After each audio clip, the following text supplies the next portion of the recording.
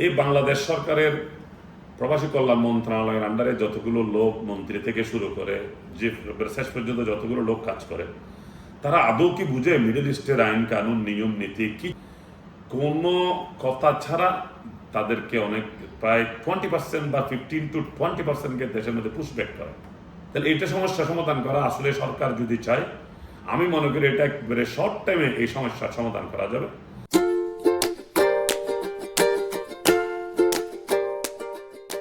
বিসমিল্লাহির রহমানির রহিম, আলহামদুলিল্লাহি রাব্বিল আলামিন। ইয়া ইখওয়ানাল কারীম, হাইয়াকুমুল্লাহ। انتم اللي في مكان في السعودية وفي ميدل إيست خليج الدولة العربية المملكة العربية السعودية। আশা করি সবাই যে যেখানে আছেন আল্লাহ তাআলার রহমতে ভালো আছেন। আমি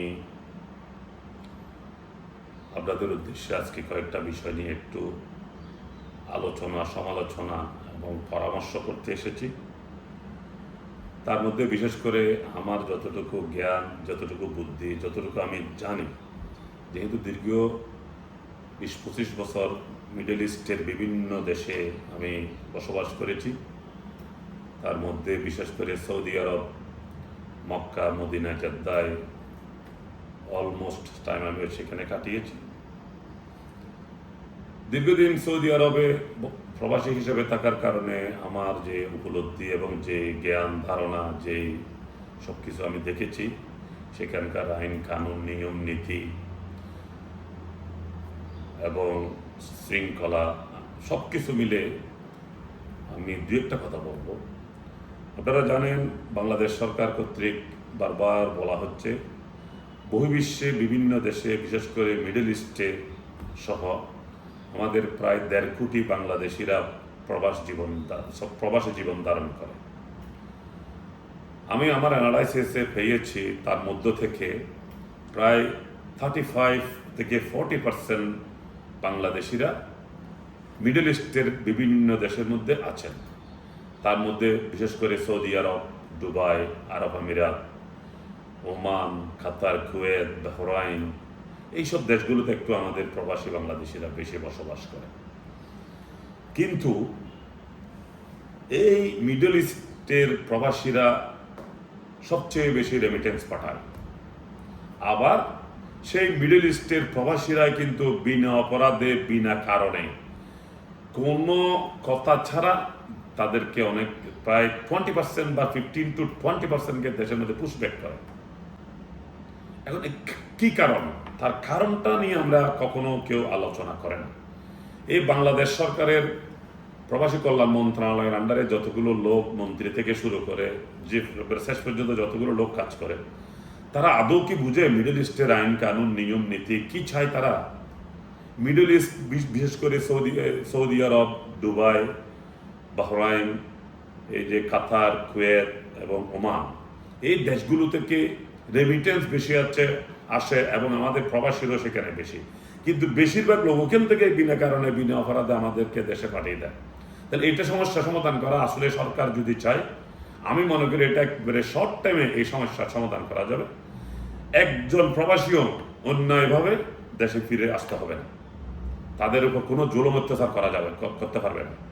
তবে সেই জায়গাতে আমরা কখনো কেউ হাত দিই না, সেই বিষয় নিয়ে আমরা কেউ কখনো আলাপ আলোচনা করি না। বাই দ্য ওয়ে, আমি আজকে যেটা বলতে চাই, বিশেষ করে সৌদি আরব থেকে আমরা এভরিডে দেখি প্রত্যেক ফ্লাইটের মধ্যে 20-50 জন, 20-30 জন, 60-70 জন, 80 জন লোক পুশব্যাক করে এদেরকে দেশে পাঠিয়ে দেয়। এবং তাদের বক্তব্য যেগুলো আমরা অনলাইন সোশ্যাল মিডিয়ার মাধ্যমে শুনি, তাদেরকে এই জেলের মধ্যে নাকি আরো অনেক হাজার হাজার বাংলাদেশি। কেন? বাংলাদেশিরা কি তুলসী পাতা? বাংলাদেশিরা কি একবার নিরপরাধী?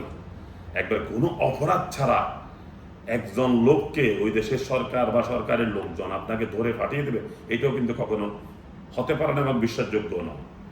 যে কেউ এই বিষয় নিয়ে যদি কথা বলতে চায়, আমার সামনে আসেন, কথা বলুন।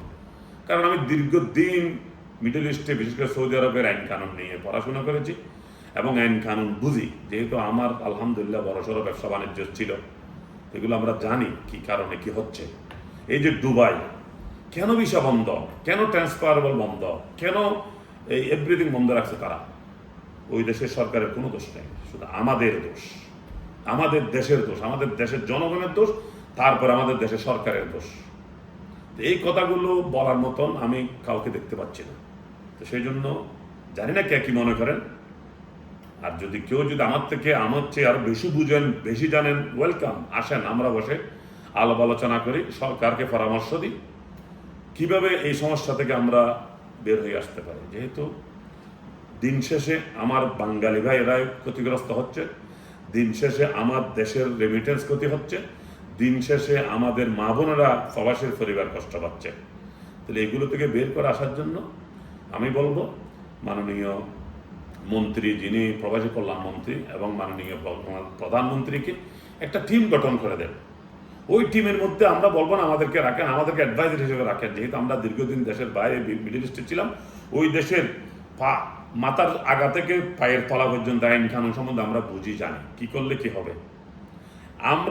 আমি বিশেষ করে যে পলিসিটা দেব, ওই পলিসি যদি বাংলাদেশ সরকার গ্রহণ করে, আমি আজকের এই লাইভের মধ্যে, এই ভিডিওর মধ্যে চ্যালেঞ্জ করে বলতে পারবো, মিডল ইস্টের প্রত্যেক দেশে আমাদের দেশে আসবে শুধু লেবার এবং শ্রমিক ভিক্ষা চাওয়ার জন্য।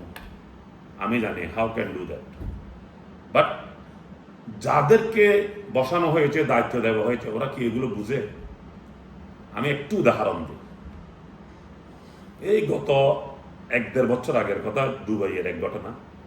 আমার এক বন্ধু, আমি নাম বলছি না, তার সম্মান পূর্ণ হবে, তিনি দুবাই যাওয়ার 4 মাসের মধ্যে 3টা ফাইন খেয়েছে। 4 মাসের মাথায় একজন লোক 3টা ফাইন খেয়েছে। তাহলে এই ফাইন উনি আমাকে কেন বললো? আমি ওনার বন্ধু হিসেবে আমাকে শেয়ার করেছে। আমি বললাম কি বলেন, কেমনে আপনি এই ফাইনগুলো খেলেন? তখন তিনি আমাকে 3টা বিষয় বলল। একটা হচ্ছে বাসে উঠে উনি একটা ভুল করেছে, আমি বললাম না কি। দ্বিতীয়ত হচ্ছে বাসে আরেকটা ভুল করেছে, 2টা। আরেকটা হচ্ছে ট্রেনে, না সরি, রাস্তাতে একটা ভুল করেছে। এই 3টা ভুলের কারণে তিনি 3টা ফাইন খেয়েছে, তিনি আমাকে দেখালো। তাহলে এগুলো কেন হবে? এগুলো থেকে আমরা বের হয়ে আসতে পারি না? এগুলো থেকে বের হয়ে আসার জন্য সময় লাগবে অনলি 3 মাস। বাংলাদেশের মানুষ 1.5 কোটি এখন আছে। আমি চ্যালেঞ্জ দিলাম, আগামী 5 বছরের মধ্যে আরো 1.5 কোটি মানুষ, বাংলাদেশি মানুষ, দেশের বাইরে গিয়ে কাজকর্ম করতে পারবে, এবং সুনামের সাথে রেমিটেন্সও পাঠাবে, এবং দেশের সম্মান উজ্জ্বল করবে, মান উজ্জ্বল করবে ওরা। সেই ব্যবস্থা আমরা নিচ্ছি না কেন? সেই ব্যবস্থা নেওয়ার জন্য আপনার তো ওইসব দেশগুলো নিয়ে আড়িয়ে থাকতে হবে। আপনি তো ভাই বেড়াতে যান, ভিজিটে যান, আপনি তো ওখানে কর্ম করতে যান নাই, আপনি তো ঘুরে ঘুরে এসে চলে আসেন শপিং টপিং করে, তো আপনি কেন ওই দেশের আইন কানুন বুঝবেন? আমি আজকের এই ভিডিওর মাধ্যমে বলবো, আমার অফিস হচ্ছে গুলশান 2, 86 নম্বর রোড, হাউস নম্বর 5B। আমার অফিসে যে কোনো টাইম সবার জন্য, প্রবাসীদের জন্য দরজা খোলা।